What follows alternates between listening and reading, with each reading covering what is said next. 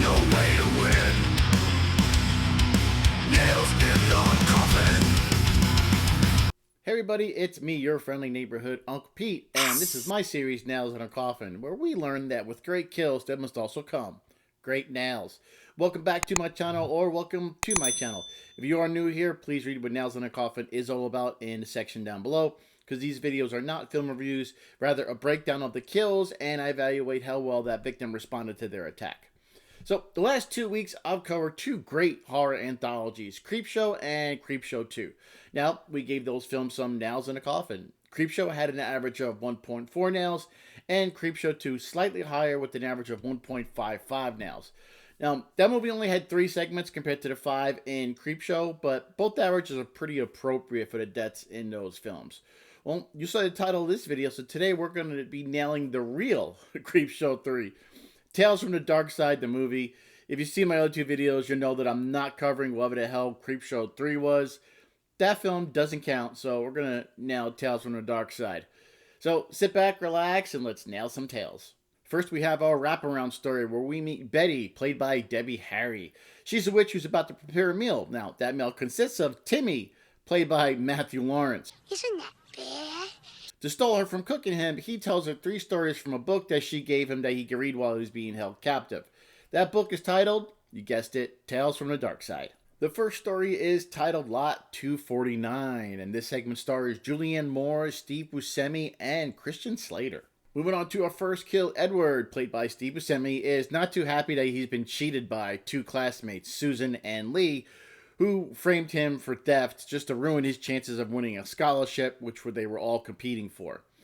He eventually comes into possession of an ancient Egyptian mummy. He discovers that this mummy, labeled Lot 249, he realized that he can bring it back to life to do his bidding. Edward reads from the scroll that arrived with the mummy, and this brings the mummy to life, and it heads for Edward's first victim, Lee. Lee's sleeping on his couch, and he's woken up when he hears glass break. He gets up to check to see the glass on his front door is broken. Mummy's home, and the mummy grabs a wire hanger from the closet. No wire hangers! Under the tennis racket, Lee starts looking for his intruder. He's not finding him until suddenly the mummy appears and grabs Lee around the throat, pushes him back towards the kitchen. Lee is lifted off his feet as the mummy holds up the hooked end of the hanger, and Lee's looking on in horror. Lee is then killed when the mummy shoves the hanger up his nose and pulls out his brains. Lee gets the first set of nails, and now he's getting 1.5 nails in a coffin. Mainly because just what we see here, we see a lot in movies. Everybody forgets how to turn the lights on. He was home, it was all dark, and he was searching for an intruder. He never turned the lights on, never called for help, didn't even get out of the house. He knew somebody was in his house. All he did was pick up a tennis racket, not a knife or anything. And he never even used his arms to block the hanger from going up his nose. I know he had a hand around his throat, but he didn't try anything. Didn't turn the lights on. He just didn't do much here.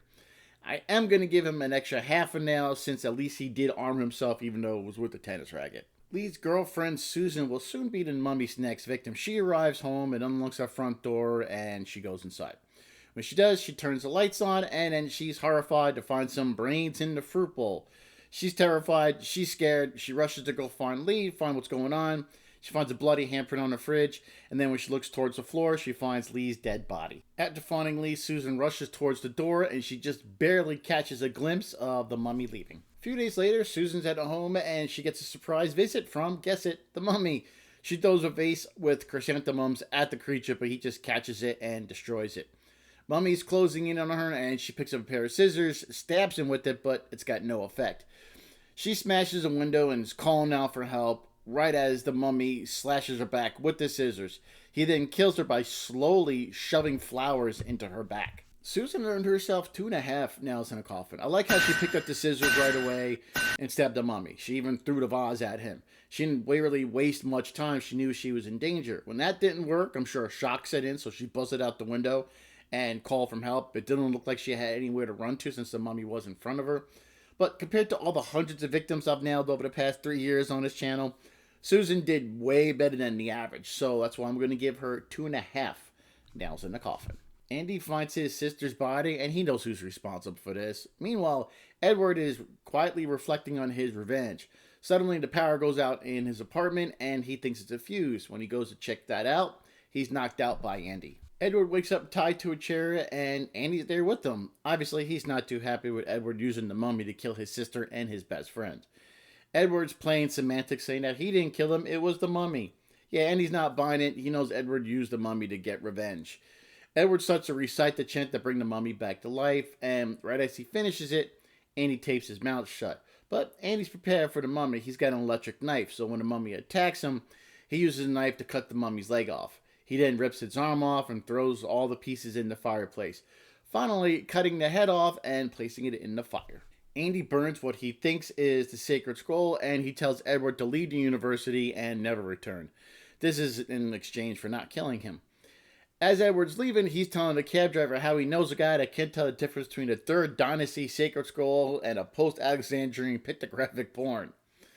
Then we see Andy is visited by the reanimated bodies of Susan and Lee. We don't see what happens to him or how he was killed if he was, so I really can't give him a now rating. We get a brief stop back to the wraparound story where Timmy continues to stall Betty by telling her another tale. This one is titled The Cat from Hell, which was written by Stephen King. This segment does also star Buster Poindexter. Yeah, Buster plays a hitman Halston. He's hired by Drogon, who's a rich old man in a wheelchair. The hit is not for a person, no, rather a black cat. Halston finds it hard to believe $100,000 just to kill a cat. But then Drogon tells him the cat is responsible for the death of 3 people who used to live in this house. Drogon's sister is the first one to die in this segment, and it's in a flashback when the cat trips her at the top of the stairs, and she falls all the way down and dies. A mentor fell her way into 2 nails in a coffin. I mean, she was tripped by a cat at the top of the stairs. I've had cats, and they do get under your feet. If you have a cat, you've most likely been tripped a time or two. No foolish decisions or actions here, just an accident that the cat did on purpose, and we'll find out why. Amanda gets a respectable 2 nails in the coffin. Amanda's best friend, Carolyn, is up next. She's sleeping in a bed, and the cat from hell steps on her mouth, starting to make it so she can't breathe. Then the cat wraps itself around her head and suffocates her to death. I'm also going to give Carolyn 2 nails in the coffin. She was asleep when a kitty sat on her face. There's a joke there, but I'm going to leave it be for now. I'm assuming this is a supernatural kitty, so there wasn't much she could have done to get the kitty off of her face. She was suffocated while she was trying to sleep. I just didn't say anything stupid here. Again, assuming it's supernatural, but I am going to give her 2 nails in the coffin. Gage is the cat's next victim, and yes, obviously it was written by Stephen King because it's named Gage. Drogon told Gage to take the cat and had the vet put down. Why at midnight when Amanda and Carolyn were killed at midnight? I don't know, but Gage is driving to the vet. Kitty starts to scratch him, causing him to crash the car and die. I'm going to award Gage 1 nail in the coffin. First off, why are you going at midnight to take the cat to the vet to be put down? Also, if you're taking a cat to the vet and starts to claw and scratch you, pull over and put the cat back in the carrier. Stop driving so you don't have to take your eyes off the road to worry about a cat that's trying to scratch you. I think it was a dumb move him continuing to drive and not stopping the car, not like he was on the highway or anything, and trying to get the cat to stop scratching you. And yeah, it's a classic dumb move. That's why he's only going to get 1 nail on the coffin. Now that Halston has his marching orders, Drogon leaves him in the house overnight to try and kill the kitty. He tries to poison it and shoot it, but nothing seems to work, and the kitty starts attacking him, scratching him all over his face. Frustrated and pissed off, Halston has his gun ready, and right as the grandfather clock strikes midnight, he turns and shoots it, stopping the clock. He's shocked to see the kitty on top of the clock. The cat jumps down, takes a run at Halston, who's terrified. We get a quick kitty point of view shot as the cat leaps into Halston's mouth, struggling to get free, but it's no use as the cat crawls his way into Halston's stomach and kills him. I'm going to award Halston with 1.5 nails in a coffin. This one was kind of tough to rate since he was facing a supernatural cat from hell. You know, he tried to kill the cat multiple ways and just nothing worked. It's also not sure how he couldn't get the cat out of his mouth. Yeah, there's a joke in there about dying from eating, you know. He was a hitman assigned to do a job. He thought it was going to be easy. I mean, all he had to do was kill a cat. He just didn't know it was a cat from hell that was seeking revenge on Drogon for killing thousands of cats for medical testing. I think the reason I gave him 1.5 nails and not 2 nails is because his occupation was a hitman, and it did come with risks involved, even though he didn't think it was going to be risky killing a cat. So weighing all those things together, it just didn't feel like 2 nails in a coffin. Didn't feel like 1, So I'm going to give him 1.5 nails in the coffin. On to our last death in this segment, and of course, it's Drogon. He returns home in the morning to see if the mission was a success. He finds Halston's body on the floor. Suddenly, the grandfather clock strikes midnight again, because it was broken last time. The cat starts climbing out of Halston. Drogon starts to have a heart attack, but he can't get to his pills in time. Kitty jumps on his lap, and then Drogon does die from fright. Drogon was a rich asshole who killed thousands of cats to make a drug that was one step away from street trash. He gets 1 nail in the coffin. This was all his fault. If he wasn't such a scumbag of a person, none of this would have happened. All he cared about was his money, and he paid for that with his life and the life of 4 other people. Not much else to say here. It was his fault. 1 nail in the coffin. Quick stop again with the wraparound story as Betty's starting to put the finishing touches on dinner prep, and Timmy is trying to stall her with one more story. He tells her it's scary and it's also a love story, which Betty would like to hear. This one is titled Lover's Vow. This segment stars one of my favorite characters of all time, James Remar, who played Ajax in one of the best movies ever, The Warriors. Preston, he's a struggling artist and no one is buying his work, and his agent is forced to dump him, and he's drinking his sorrows away at the bar. It's closing time and the bartender Jer is going to give Preston a ride home.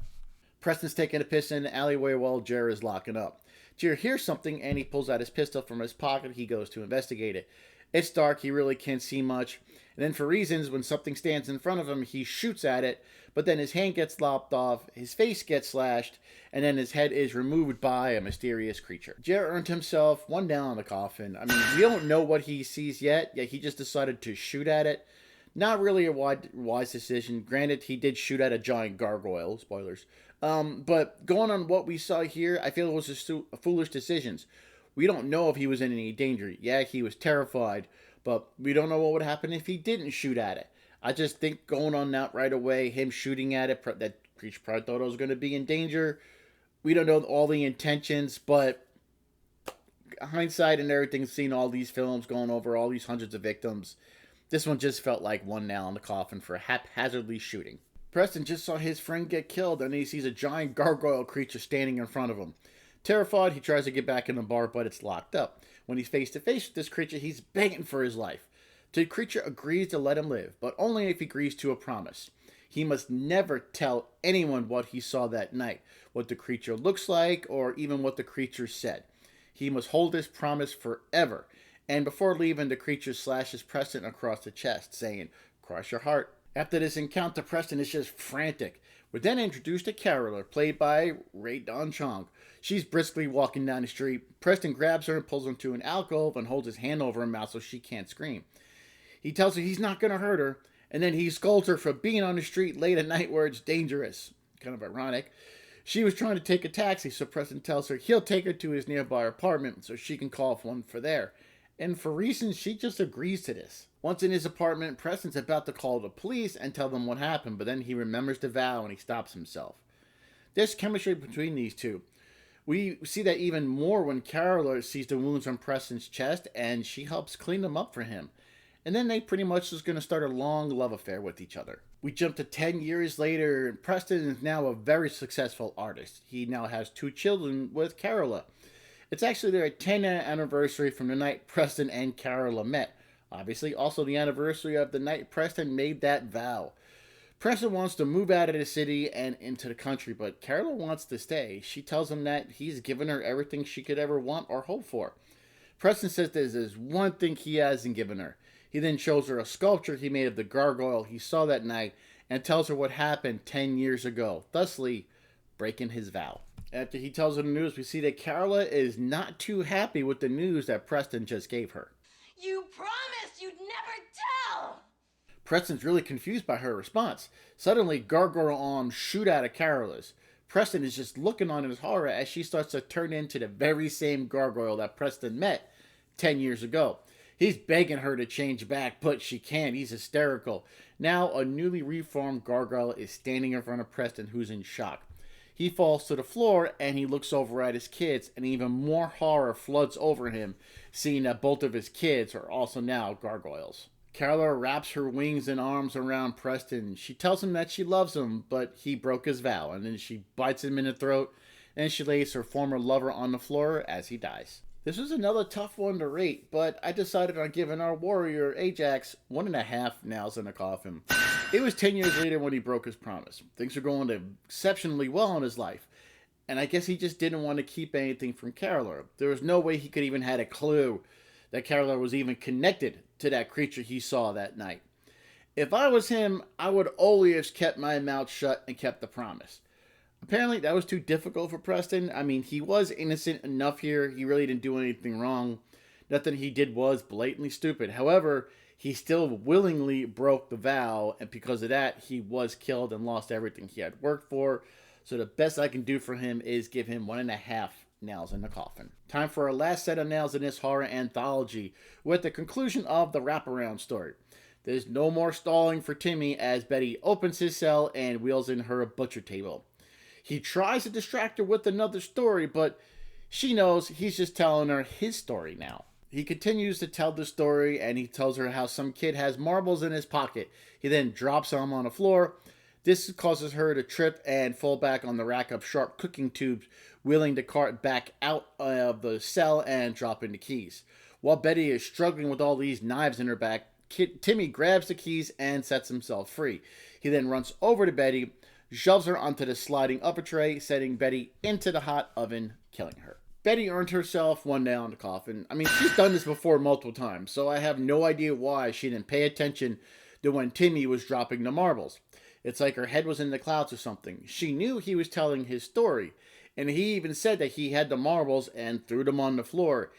He tells her that, and then she still trips over him. It just doesn't make any sense. This was completely foolish, and this was probably the easiest rating to give in this entire film I just covered.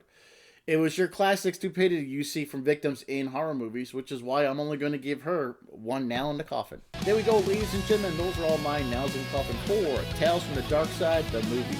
Here's a summary of all the nails I've awarded. Here is your average nails in a coffin, which is 1.5 nails, what I feel is pretty much on par for many horror films that aren't your typical slashers. I think those are probably a little lower sometimes, but this one had more supernatural elements to it, and from all the films I've covered, I think that one's pretty much on par. Here's the average nails in a coffin for all 3 of the films I've just covered.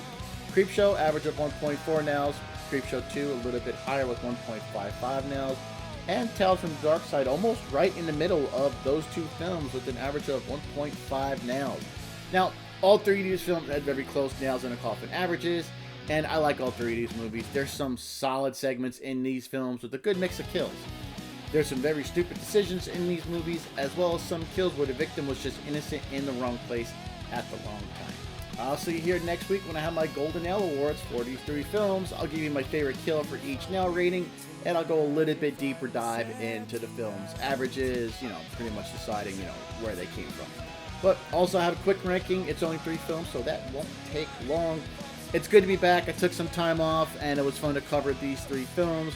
I'll see you next week for the Golden Nail Awards, and I definitely have something very special planned for the Golden Nail Awards. Will take me to the end of the year just for Nails in a Coffin, and I got some cool stuff coming in October. But we'll get to that when we get there. Thanks for watching, everybody. Please like, comment, share, and subscribe. It'll just take you a moment. It really helped me out, and I really appreciate it. Until then, take care, stay safe, be good to yourselves, and be good to each other. I am your friendly neighborhood Uncle Pete. Remember, with great kills, there must also come great nails.